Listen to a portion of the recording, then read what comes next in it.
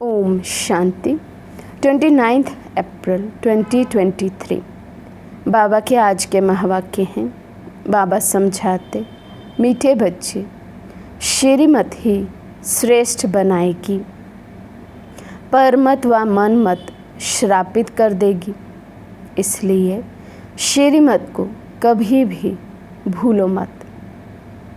जितना हम आत्माएं श्रीमत पर चलेंगे उतना श्रेष्ठ बनेंगे। पर मत व मन मत पर चलने से हम आत्माएं और ही श्रापित हो जाती हैं। इसलिए बाबा ध्यान खिंचवाते हैं कि हमें कभी भी श्रीमत को भूलना नहीं है। प्रश्न है, सतो प्रधान पुरुषार्थी कौन और तमो प्रधान पुरुषार्थी कौन? दोनों का अंतर क्या है? बाबा समझाते, सतो प्रधान पुरुषार्थी बाप से पूरा वर्षा लेने का पुरुषार्थ व प्रतिज्ञा करते हैं। वे याद में रहने की रेस करते हैं और नंबर 1 जाने का लक्ष्य रखते हैं।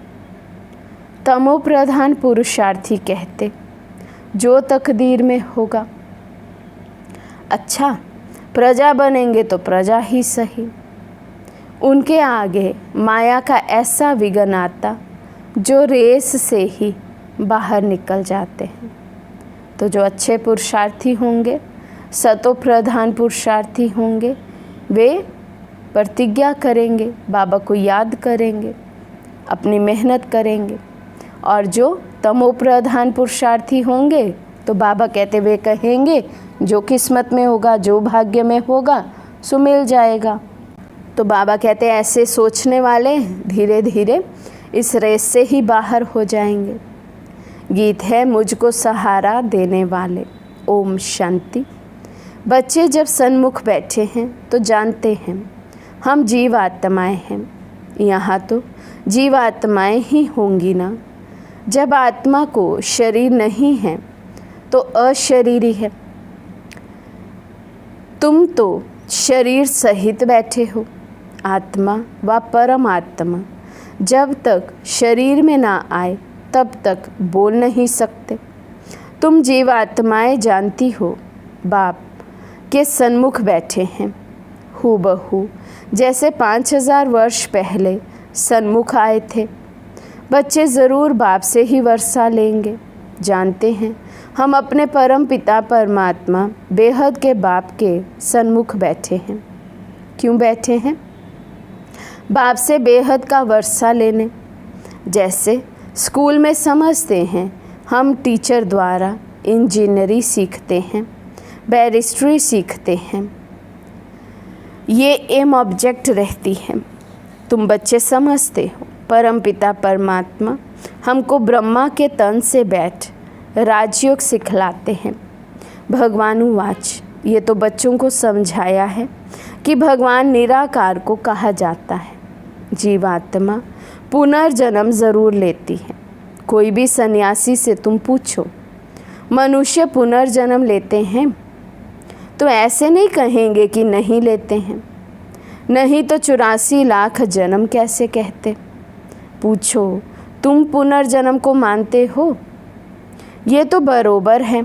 आत्मा संस्कारों अनुसार एक शरीर छोड़ फिर दूसरा लेती है। ऐसे ऐसे करते मनुष्य 84 लाख जन्म नहीं परंतु 84 जन्म लेते हैं। इससे सिद्ध होता है पहला जन्म ज़रूर बहुत अच्छा सतो प्रधान होगा, लास्ट में छी तमो प्रधान होंगे। 16 कला से फिर 14 कला, 12 कला होती जाएगी। पुनः जन्म ज़रूर लेते हैं। पूछना चाहिए, अच्छा परमपिता परमात्मा ने पुनर्जन्म लिया है या जन्म मरण रहित है? देखो ये पॉइंट बहुत सूक्ष्म है।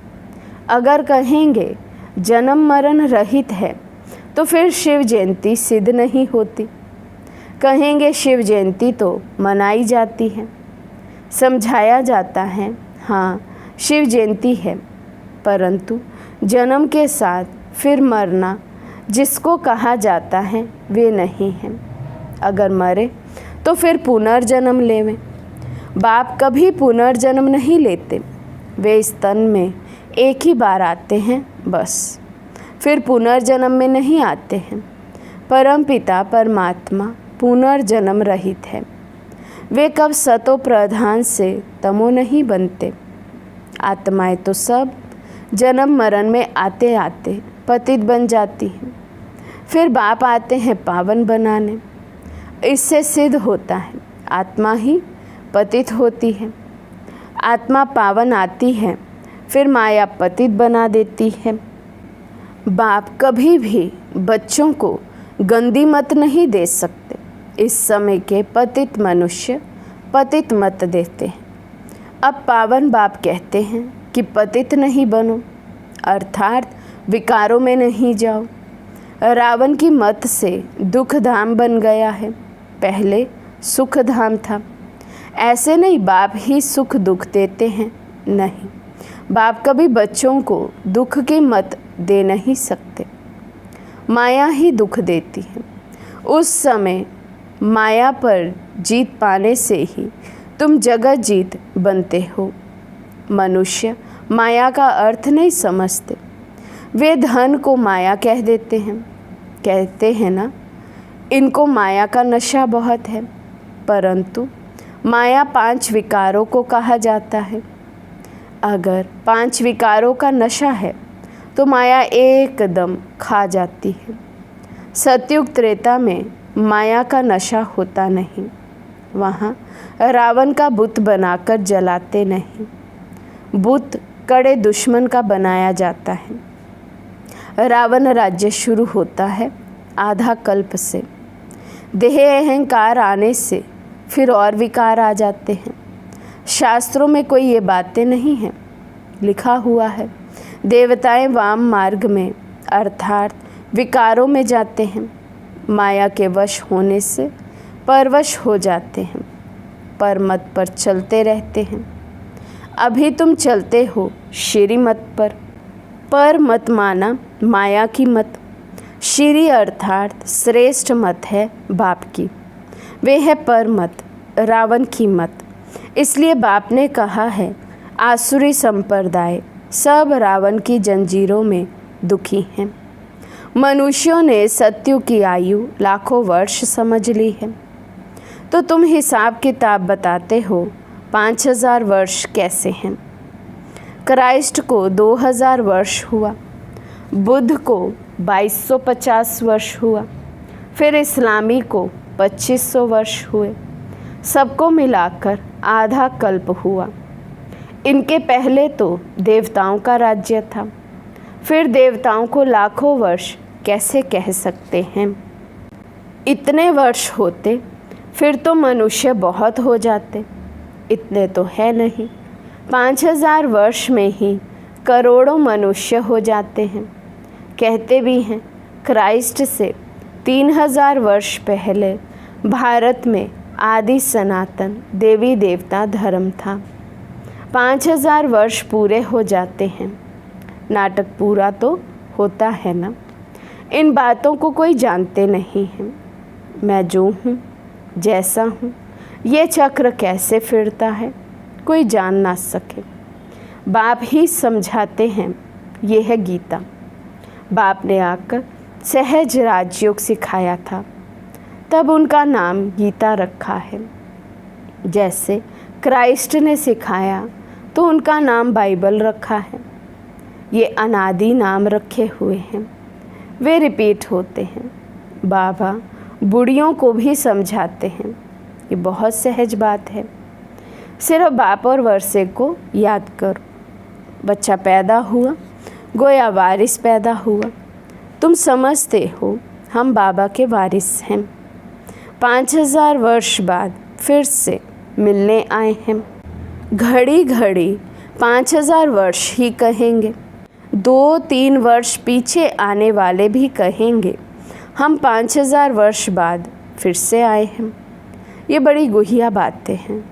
बाबा पूछते हैं आगे कब मिले हो? कहते हैं हाँ बाबा। आत्मा इस ऑर्गन से कहती है हम 5000 वर्ष पहले आपसे मिले थे। आप इस तन द्वारा शिक्षा देने आए थे।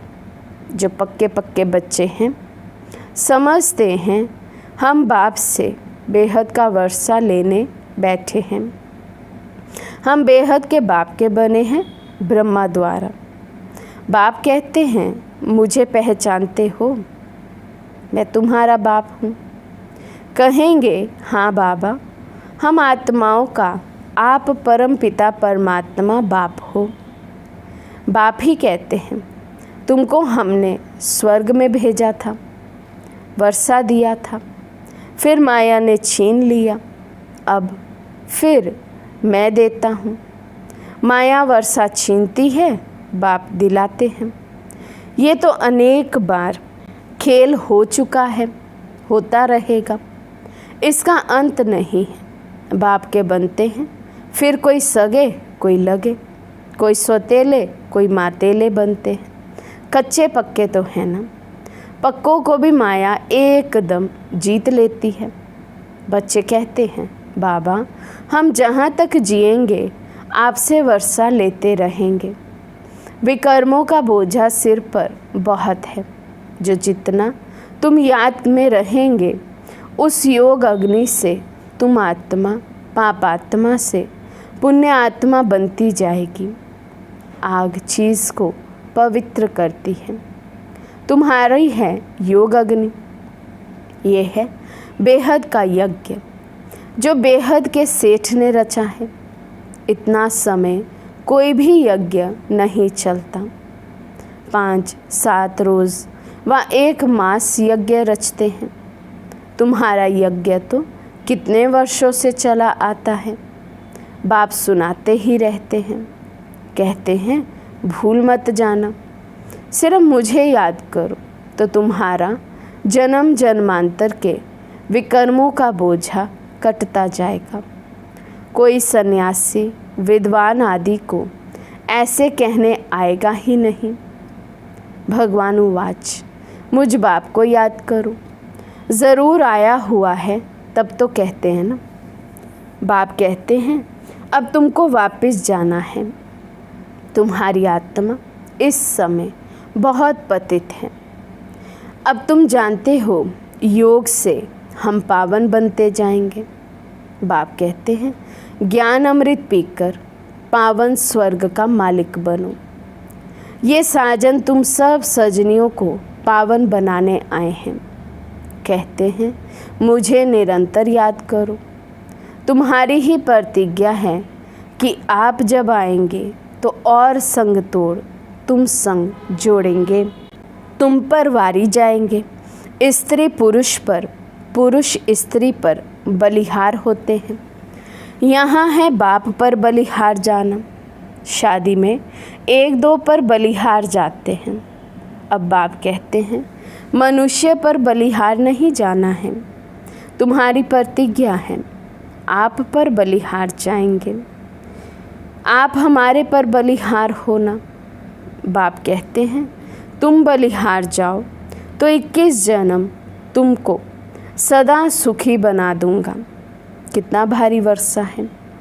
अब बाप कहते हैं मैं तुमको वर अर्थात वर्षा देता हूँ। सिर्फ तुम निरंतर मुझे याद करो। श्रीमत से ही तुम श्रेष्ठ बनेंगे, ये भूलो मत। ये लक्ष्मी नारायण का चित्र भी घर में रख दो। हम बाप से फिर से वर्षा ले रहे हैं। बाप परम धाम से आया हुआ है, परंतु माया चील भी कम नहीं है, पंजा मार देती है। सबकी बात नहीं है, नंबरवार है। कोई तो एकदम भूल जाते हैं कि हम बाप से वर्षा लेते हैं। यहाँ बैठे हैं तो नशा चढ़ता है। यहाँ से बाहर निकला और भूला। फिर सुबह को रिफ़्रेश होते हैं, फिर सारा दिन भूल जाते हैं। 4-5 वर्ष अच्छी सर्विस करने वाले भी आज देखो है नहीं। कुछ अवज्ञा की तो माया ने ज़ोर से थप्पड़ मारा और चले गए। बाबा कह देते हैं बच्चे, माया बहुत कड़ी है।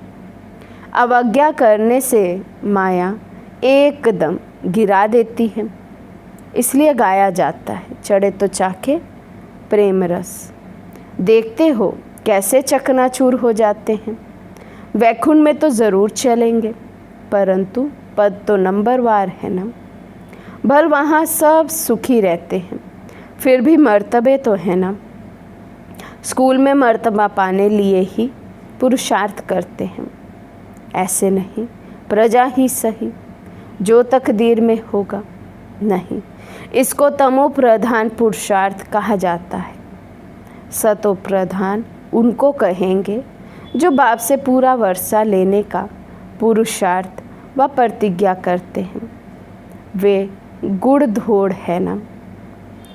सब नंबर 1 तो नहीं जाएंगे। ये ह्यूमन रेस है। माया ऐसा विघन डालती है जो एकदम रेस से निकाल देती है। तुम्हारी ह्यूमन रेस है। आत्मा कहती है हम बहुत दुखी हुए हैं, शरीर लेते लेते बहुत तंग हुए हैं। कहते हैं अब बाबा के पास जाएं। बाबा ने युक्ति तो बतलाई हुई है। बाबा हम आपकी याद में रहेंगे। जितना टाइम निकाल सको उतना अच्छा है। जैसे गवर्नमेंट की सर्विस में भी 8 घंटा रहते हैं ना, तो इससे में भी तो 8 घंटा रहो। सृष्टि को स्वर्ग बनाना कितनी भारी सर्विस है। सिर्फ बाप को याद करो और सुखधाम को याद करो, बस 8 घंटा सर्विस की तो पूरा वर्षा पाएंगे। ऐसे याद करते करते तुम्हारे विक्रम विनाश होंगे। 8 घंटा तुम इस सर्विस में दो, बाकी 16 घंटा तुम फ्री हो। जितना हो सके घड़ी घड़ी याद करो। याद तो कहाँ भी बैठे कर सकते हो। सबसे अच्छा टाइम तुमको सवेरे मिलेगा। सिंधी में कहते हैं सवेल सुमन सवेल उत्थेन। सवेरे जल्दी सोना, सवेरे उठना, ये गुण मनुष्यों को बड़ा करता है। अज्ञानी लोग 8 घंटा नींद करते। तुम्हारी नींद आधी होनी चाहिए। 4 घंटा नींद बस। कर्म योगी होना। रात को 10 बजे सो जाओ, 2 बजे उठो। शिव बाबा को याद करो। 2 बजे नहीं उठ सकते तो 3 बजे उठो, 4 बजे उठो। ये फर्स्ट क्लास समय है। एकदम शांति रहती है, सभी अशरीरी बन जाते हैं। उस समय सन्नाटा बहुत होता है, जैसे कि मूल वतन हो जाता है। ऐसे लगता है जैसे सब मरे पड़े हैं। उस समय तुम बाबा को याद करेंगे तो फिर वे याद पक्की हो जाएगी। अमृत वेले की याद अच्छा असर करती है। बाबा बहुत करके रात को जागते रहते हैं। स्थूल काम में आने से माथा भारी होता है। सूक्ष्म सर्विस में थकावट नहीं होती है। कमाई थोड़ी थकाएगी, कमाई से तो खुशी होगी। तो सवेरे सवेरे उठकर याद करने से बड़ी कमाई है। अच्छा, मीठे मीठे सिके लदे बच्चों प्रति माता पिता बाप दादा का याद प्यार और गुड मॉर्निंग। रूहानी बाप की रूहानी बच्चों को नमस्ते। हम रूहानी बच्चों की रूहानी बाप दादा को दिल व जान सिकवा प्रेम से नमस्ते नमस्ते नमस्ते जी। धारणा के लिए मुख्य सार। फर्स्ट पॉइंट, सवेरे अमृत वेले उठ अशरीरी बन बाप को याद करने का अभ्यास करना है। पूरा वर्षा लेने के लिए याद की रेस करनी है। कम से कम 8 घंटा याद ज़रूर करना है। सेकंड पॉइंट, एक बाप पर पूरा बलिहार जाना है। पर मत व मन मत पर ना चल, एक बाप की श्रेष्ठ मत पर चलना है। आज का वरदान है, रूहानी एक्सरसाइज द्वारा वेट को समाप्त करने वाले समान और समीप भव। रूहानी एक्सरसाइज द्वारा वेट को समाप्त करने वाले समान और समीप भव। रूहानी एक्सरसाइज अर्थात अभी अभी निराकारी, अभी अभी अव्यक्त फरिश्ता, अभी अभी साकारी कर्मयोगी, अभी अभी विश्व सेवाधारी। ऐसी एक्सरसाइज रोज़ करो तो व्यर्थ का जो बोझ है वो समाप्त हो जाएगा। जब बोझ समाप्त हो, माशूक समान डबल लाइट बनो, तब जोड़ी अच्छी लगेगी। यदि माशूक हल्का हो और आशिक भारी हो तो जोड़ी अच्छी नहीं लगेगी। रूहानी माशूक आशिकों को कहते हैं, समान बनो, समीप बनो। स्लोगन है, अपने जीवन रूपी गुलदस्ते द्वारा दिव्यता की खुशबू फैलाना ही गुण मूरत बनना है। अपने जीवन रूपी गुलदस्ते द्वारा दिव्यता की खुशबू फैलाना ही गुण मूरत बनना है। अच्छा, ओम शांति।